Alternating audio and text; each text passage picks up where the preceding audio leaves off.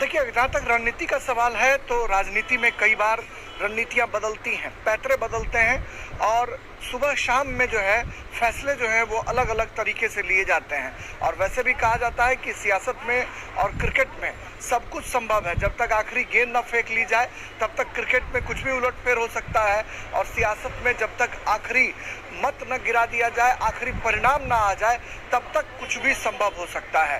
तो इसलिए सियासत जो है हमेशा आंकड़ों की बाजीगरी है, रणनीतियों का खेल है। पिछली बार राज्य में कांग्रेस और बदरुद्दीन अजमल की जो पार्टी है UIADF, वो दोनों अलग अलग चुनाव मैदान में थे।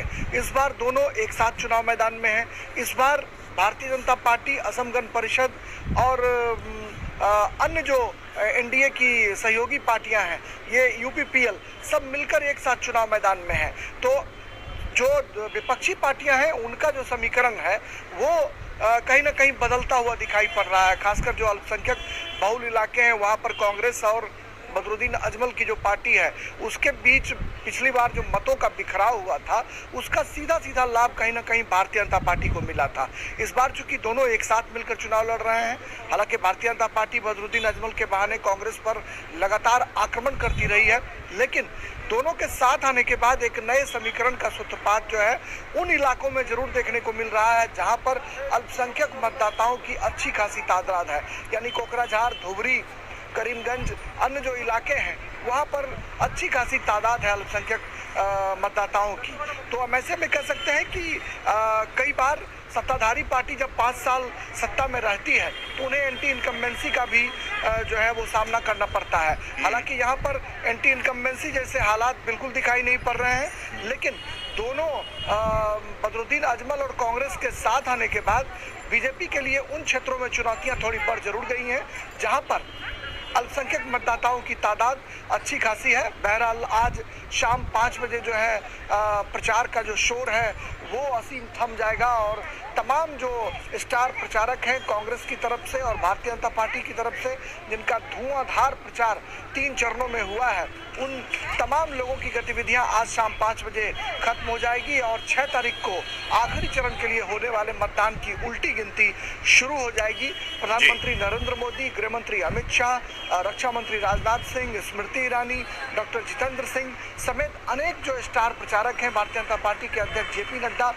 उन लोगों ने तीसरे चरण में भी जमकर चुनाव प्रचार किया। वहीं कांग्रेस की तरफ से राहुल गांधी, छत्तीसगढ़ के मुख्यमंत्री भूपेश बघेल, प्रियंका गांधी समेत अनेक जो नेता हैं उन्होंने तीनों फेज में असम में एड़ी चोटी का जोर लगाया है। अब देखना होगा कि जनता किस गठबंधन को आत्मसात करती है, किसे अपना सिरमौर बनाती है और किसे जो है वो विपक्ष में बिठाती है, ये देखने वाली बात होगी।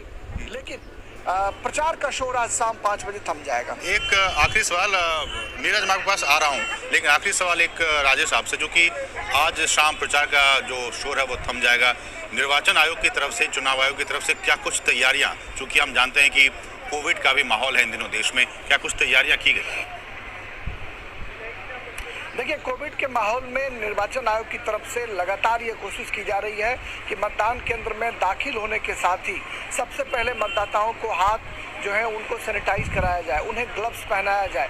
जो लोग मास्क धारण कराते हैं उनके लिए ठीक है, जिनके पास मास्क ना हो उन्हें मास्क भी दिया जाए और फिर उसके बाद बूथ के अंदर उन्हें प्रवेश मिल रहा है। जो ऐसा नहीं कर पा रहे हैं उन्हें बैरंग वापस जो है मतदान केंद्र से वापस लौटना पड़ रहा है। सोशल डिस्टेंसिंग का पूरा ख्याल रखा जा रहा है और तमाम तरह की जो चुनावी प्रचार के दौरान जो बयानबाजियां या फिर जो अनर्गल टिप्पणियां हैं उनको लेकर भी चुनाव आयोग बेहद सख्त है। और राज्य के स्वास्थ्य मंत्री हेमंत बिस्वा शर्मा पर BDF के एक जो नेता हैं, बोडो पीपुल्स फ्रंट, उस नेता के खिलाफ एक टिप्पणी की वजह से 48 घंटे के लिए हेमंत बिस्वा शर्मा को चुनाव से प्रतिबंधित कर दिया गया था, लेकिन उस अवधि को घटाकर फिर 24 घंटे कर दिया गया है। आज गृह मंत्री अमित शाह, उनके विधानसभा क्षेत्र जालुकबाड़ी जो गुवाहाटी में ही है, वहां पर वो आज आखिरी रैली को संबोधित करेंगे 3 बजे गृह मंत्री। और माना जा रहा है कि वह शक्ति प्रदर्शन होगा हेमंत बिस्व शर्मा का, उसमें 1 लाख से भी ज्यादा लोगों के